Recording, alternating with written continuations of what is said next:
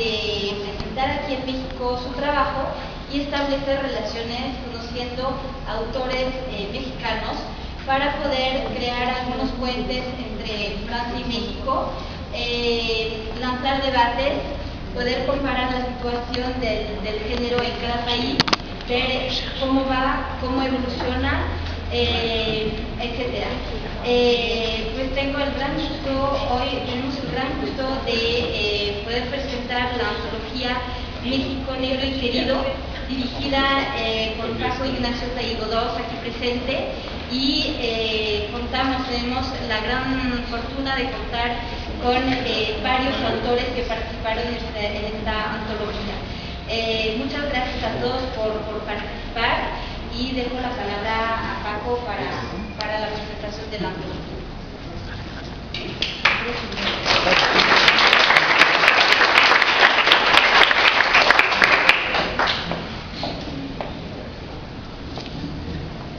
Me acompañan Julia Rodríguez, Víctor Luis González, Óscar de la Borbolla, Bernardo Fernández Pérez y Pancho Hagenbeck.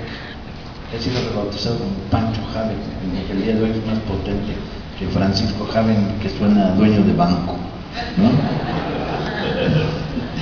El libro que da razón a nuestra presencia aquí es una antología que tiene una historia muy extraña. Una editorial norteamericana que se llama Akashic, dirigida por un ex rockero que ganó mucho dinero en el rock and roll y que a la temprana edad de los 35 años decidió que mejor rockero vivo intelectual que rockero muerto drogado, dejó el rock y la droga y se volvió editor. Johnny Temple, interesante personaje. Con el dinero que hizo con el rock fundó una editorial que publica fundamentalmente novela policíaca, novela negra. Y esta editorial inició hace unos 5 años un proyecto que ha tenido a lo largo del tiempo un gran éxito, que es antologías de ciudades en la que participan autores de esa ciudad contándola a través de cuentos en torno de novela negra. Entonces hizo Los Ángeles Noir, llamándola siempre igual. Hizo Boston Noir, hizo Nueva York Noir, hizo Manhattan Noir, hizo Brooklyn Noir, y de repente, después de un relativo éxito, sus libros funcionaron muy bien en las librerías especializadas. En Estados Unidos hay una inmensa red de librerías especializadas en novela policíaca, debe haber 400 o 500 a lo largo de todo el país. Decidió expandir el proyecto y hacer algunas ciudades fuera de los Estados Unidos, con lo que implicaba meterse en el conflicto de buscar editores y buscar traductores. Y la primera que propuso, aunque no es la primera que se realizó, fue México City Noir. Me propuso hace 3 años, ¿no? menos, como 2 años y medio, hacer la antología. Yo puse algunas condiciones, como por ejemplo, no va a ser como tú piensas, será como nos dé la gana. Y dijo, no, ya conociéndote no hay bronca, va para adelante. Y me preocupaba destacar los elementos claves de lo que yo pensaba era la novela negra en México, que era una mayor preocupación social que la novela negra bestseller norteamericana, no necesariamente política, pero sí social, o sea, una visión más desde adentro de qué hay detrás, no quién lo hizo, cómo, sino el por qué, en qué sociedad se produce el hecho criminal y qué repercusiones tiene a esto, y una literatura con mucha mayor carga experimental que la que están haciendo en Estados Unidos, donde la presión del bestseller y los editores y los agentes literarios diciendo, no, esta novela tienes que pensarla para que vaya al cine, porque si no, valemos sombrilla, están destruyendo la capacidad creativa de muy buena parte de los autores norteamericanos. Creo que está viviendo el peor momento de su historia, la novela negra norteamericana, ¿no? Hay ahí 1, 2, 3, 4, los viejos maestros se han jubilado y la nueva generación, hay cosas interesantes, pero en términos generales lo que encuentra es una literatura extraordinariamente repetitiva y reiterativa. Y encuentra algo peor, encuentra autores con cierto talento escribiendo el mismo libro una y otra vez porque así se los piden sus editores y lamentablemente sus lectores. Entonces, bueno, mi intención en este libro era darle un poco el oxígeno al género. Teníamos un recorte que tenían que ser autores que hubieran nacido o vivido en el Distrito Federal, lo cual excluyó a algunos compañeros que si no hubiera sido interesante incorporarlos, pero como Trujillo, por ejemplo, o como Segura, ¿no? Y nos dejó más limitado el grupo. Convoqué a 16 personas, de las cuales me entregaron cuentos las 16, pero 4 eran malos, entonces simulé que el correo los había perdido, que internet había hecho trampa, y quedaron 12 historias, 11 más una mía. El libro incluye una historia de Juan Hernández Luna, lo último que escribió, lo último que sería publicado. Tiene 2 novelas inéditas, una de ellas escrita después de este cuento, que pronto se publicará, y incluye un cuento de Juan Hernández Luna, lo cual al paso del tiempo me resulta extraordinariamente grato, porque el proyecto era autores vivos y escribiendo, no se valía hacer arqueología. Entonces el material que al final se reunió en el cuento se ordenó. Yo lo ordené por orden de aventé los cuentos al cielo, en el orden en el que cayeron al suelo, ese me gustó. No había ningún motivo para darle otro orden, el único otro posible era cronológico, pero no me gustaba la idea, porque algunas historias suceden en el tiempo atrás y otras suceden en tiempos no definibles, aunque la mayoría sucede en el hoy.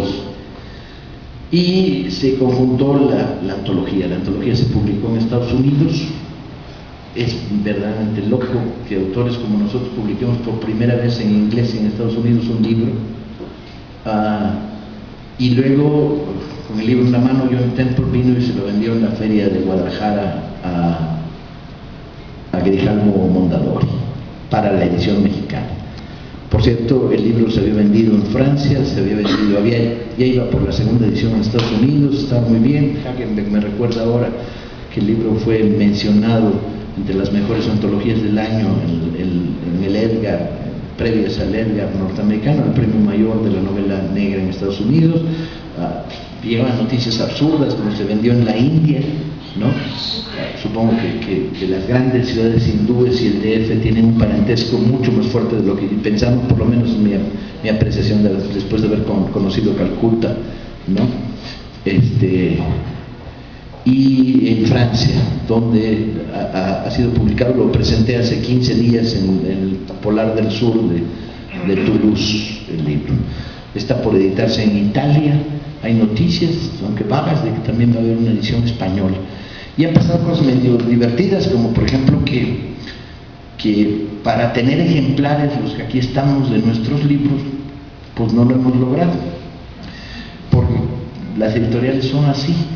Cuando pregunté en México por qué no me habían mandado ejemplares del libro a mí y a todos los autores del libro, ¿a ti sí te lo dieron? Claro. Dijeron, es que el contrato es con una empresa norteamericana.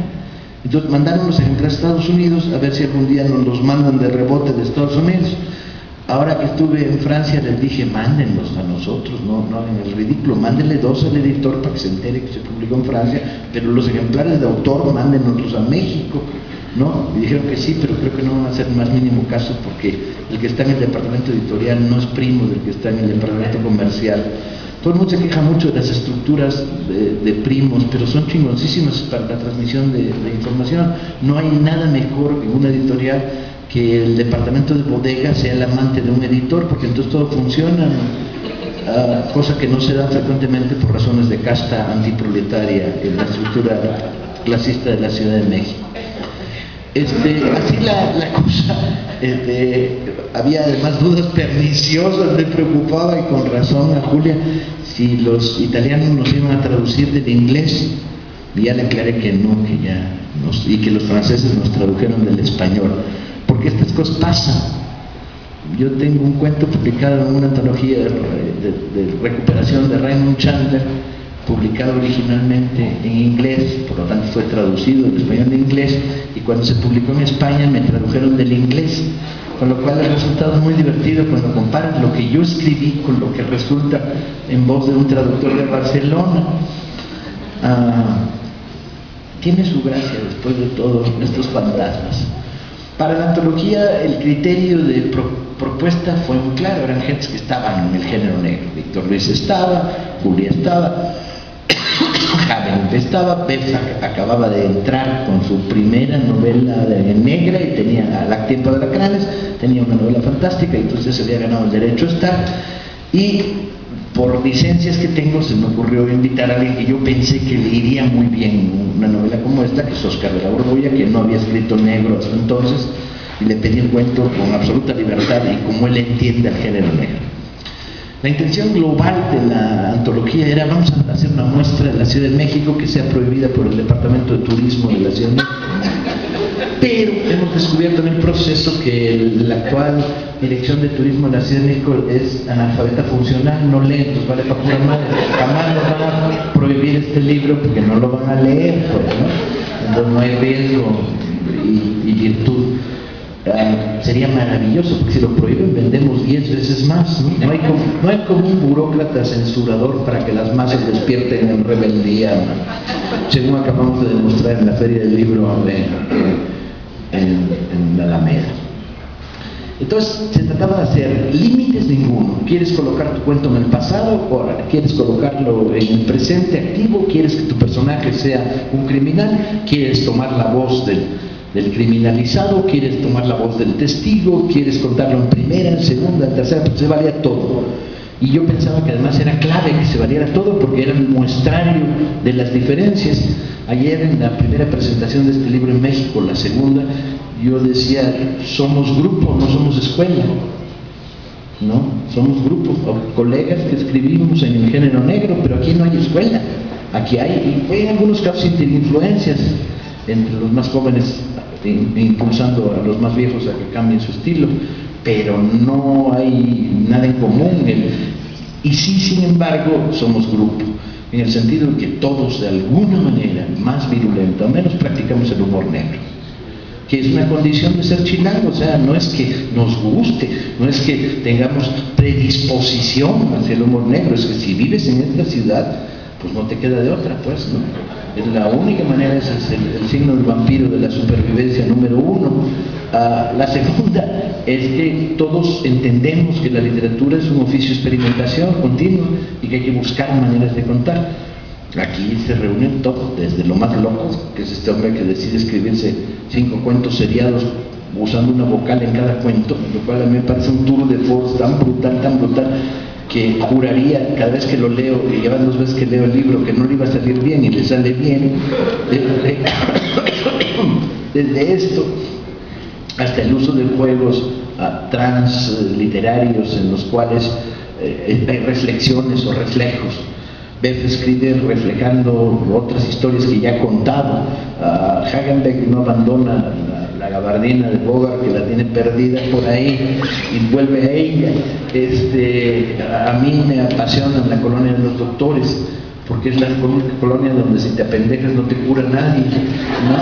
Etcétera, etcétera. Cada uno trae su carga y su objetivo. El libro ya está aquí, no ha llegado. Por ahí está, llegó.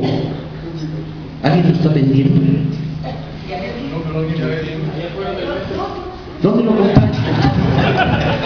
No se lo quiten. ¿Dónde lo compraste? En la Alianza Francesa de Corazón, en el sótano. Bien, se supone que la editorial iba a traer libros para la presentación, pero bueno, sumemos esto a todas las demás sumas. El libro se llama, se cambió el título, lo cual me parece acertado, ¿no? Mexico City Noir hubiera sonado pochísimo, ¿no? ¿En francés? No, esa es la edición mexicana. La francesa es verde. Igual que la norteamericana. La norteamericana es verde. Con la Santa Muerte. Sí, con la Santa Muerte. No. Y bueno, quiero decir que para terminar, que lo único de lo que no somos responsables es el orden en que se pusieron los cuentos y la fragmentación en 3 capítulos internos que no tienen ningún sentido. No estaba pensado.